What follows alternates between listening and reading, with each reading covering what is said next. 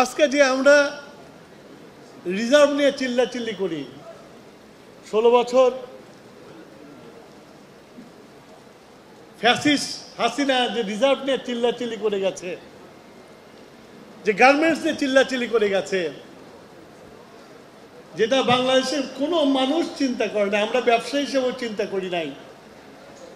হঠাৎ একটা মিটিংয়ে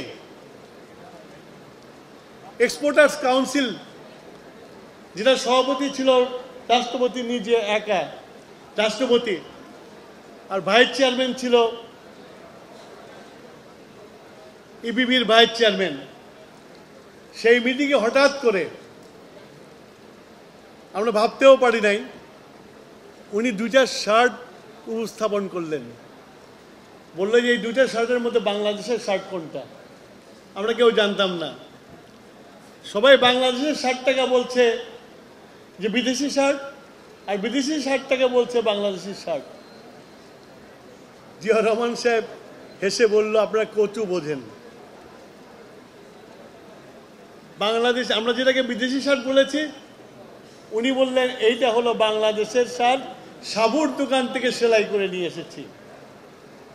আর ওটা হলো হংকংয়ের শার্ট, আমি হংকং থেকে নিয়ে এসেছি। যদি হংকং যদি শার্ট এক্সপোর্ট করতে পারে, বাংলাদেশের মানুষ কেন শার্ট এক্সপোর্ট করতে পারবে না? উনি বললেন যে আমাদের মেয়েদের হাতের কাজ খুব নিখুঁত, আমাদের মেয়েদের হাতের সাইজ ছোট, সেজন্য সুন্দর কাজ করে, তাহলে কেন আমরা বাংলাদেশ থেকে গার্মেন্ট এক্সপোর্ট করতে পারবো না? এবং এই গার্মেন্ট এক্সপোর্ট করার জন্য উনি সবসময় মানুষকে উৎসাহ দেওয়ার জন্য একটা কথা বলতেন যে কোনো আইন কোনো সমস্যা না, যা লাগবে আমি দেব, আপনারা এক্সপোর্ট করেন। আজকে এই যে দিনটা দেখছেন, মেঘলা দিন, ঠিক 81 সালের এই দিনটা মেঘলা দিন ছিল। ঢাকা শহরে ঝড় হয়েছিল। আমি ওনার দেখানো পথে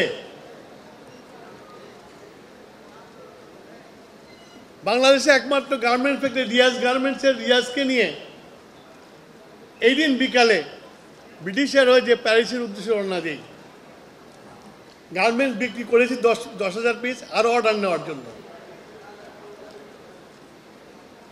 ঝড়ের মধ্যে প্লেন গেল, তখন ঢাকা কলকাতা লন্ডন ফ্লাইট ছিল ব্রিটিশ এয়ারওয়েজের। আমরা লন্ডনে অবতরণ করার পরে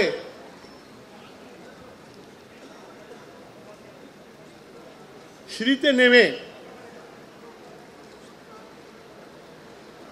দেখলাম লোকজনের মুখ খুব গম্ভীর হয়ে আছে। একজন ব্রিটিশ আমাদের বলল, do you know your president is killed? এবং এই ফ্লাইটটা অ্যাটেন্ড করার জন্য বিদেশি যারা, ব্রিটিশরা যারা ছিল, তাদের মধ্যে একটা বিষাদ আমরা দেখতে পেলাম। তারপরে ঘটনা আরো, যে মানুষটা কিভাবে পৃথিবীর মধ্যে ছড়িয়ে গিয়েছিল একটা ছোট্ট বাংলাদেশের থেকে। আমি প্যারিসে গেছি, প্যারিসে যে হোটেলে আমার নাম রেজিস্ট্রেশন করছি, সবুজ পাসপোর্ট বাংলাদেশের, দেখে একজন আরব প্রায় মারা উদ্ধত হয়ে আমাকে বলতেছে, you people are bad, you killed our brother Zia. পরে ওই লোকটাকে শান্ত করলাম যে ভাই, আমরা মারি নাই, আমরা ওনার ভক্ত, আমি এখানে এসে জেনেছি ওনাকে হত্যা করা হয়েছে। বল, no, you people are bad, you have killed brother Zia. তো তাই চিন্তা করলাম, আপনার যেটা বললাম আপনাদেরকে, সে জুলিয়াস সিজারের কথাটা, তিনি আসলেন, জয় করলেন, চলে গেলেন। সবার অজান্তে চলে গেলেন, কেউ ভাবতেও পারে নাই যে উনি চলে যাবেন, কিন্তু চলে গেলেন। কিন্তু রেখে গেলেন ওনার কর্ম, যে কর্ম দিয়ে আজকে বাংলাদেশ টিকে আছে। ম্যান পাওয়ার বলেন, মুসলিম বিশ্বে এত পপুলার হয়েছিলেন যে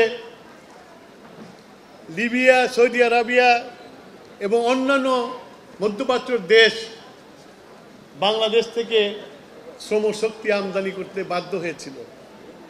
আজকে আমরা সেই শ্রমশক্তির দাঁড়িয়ে আমরা গর্ব করছি যে আমাদের রিজার্ভ বেড়ে গেছে, কিন্তু রিজার্ভের বীজটা বপন করে গেছিল শহীদ প্রেসিডেন্ট জিয়াউর রহমান।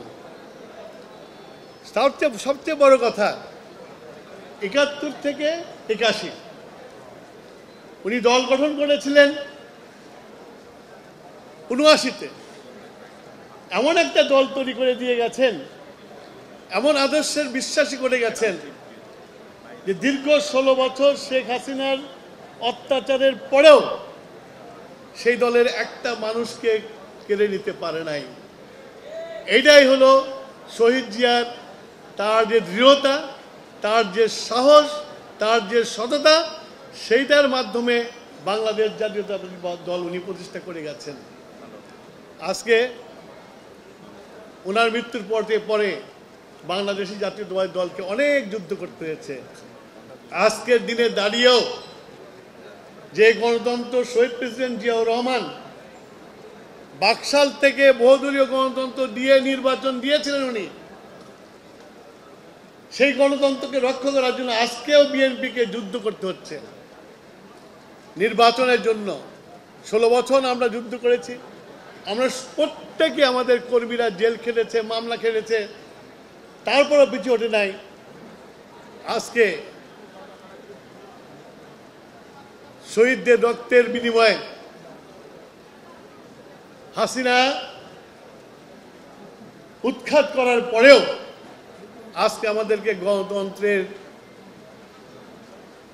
নির্বাচনের যে মরীচিকা, সেই মরীচিকা আদায় করার জন্য আমাদের কথা বলতে হচ্ছে এবং আমাদের রাস্তাও নামার পরিকল্পনা করতে হচ্ছে। তাই আমি মনে করি শহীদ জিয়ার দল, শহীদ জিয়া মানে বাংলাদেশ, শহীদ জিয়া মানেই বাংলাদেশের ভিত্তি, বাংলাদেশের উন্নয়নের ভিত্তি। সেই দলের কর্মী হিসাবে আমি মনে করি আমাদেরকে ঐক্যবদ্ধ থাকবে, দৃঢ়তার সাথে থাকতে হবে। ঢালাইয়ের সেরা প্রিমিয়ার সিমেন্ট।